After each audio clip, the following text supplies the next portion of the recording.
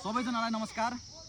म चाहिँ अहिले दाङ जिल्लाको अलिकति माथि हाइटमा रहेको यो कल्लेबल्ले जाने बाटोबाट चाहिँ कल्लेबल्ले जाँदै गर्दाखेरि यहाँनिर आइपुग्यौँ। यहाँनिर आउँदाखेरि चाहिँ यो पछाडिको सिनदेखि लिएर यहाँ घुम्न लायकको ठाउँ अनि फोटा खिच्न लायकका विभिन्न ठाउँहरू चाहिँ हामीले चाहिँ प्रशस्त रूपमा देख्यौँ। र यहाँनिर चाहिँ यति नेचुरल हावापानी, यति चिसो हावापानी यहीँनिर दाङ आधी घन्टाको तल बाटोमा चाहिँ दाङ छ भने यति आधी घन्टा माथि आइपुग्दाखेरि तपाईँको चिसो हावापानी सुन्दर ब्याकग्राउन्डहरू देख्न सकिन्छ।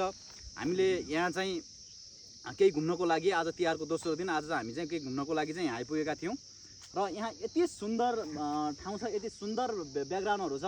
हामीले यहाँ फोटो खिच्नलाई अथवा भिडियो बनाउनलाई तपाईँले देखिरहनु भएको छ मेरो पछाडिको ब्याकग्राउन्ड यहाँ चाहिँ अति सुन्दर देखिन्छ हैन। यो सुन्दर ठाउँ, नेचुरल ठाउँ, यहाँबाट जुन शान्त वातावरण छ, यो शान्त वातावरणमा चाहिँ हामी केही बेर यहाँ बसेर चाहिँ हामी फेरि दाङ फर्किनेछौँ।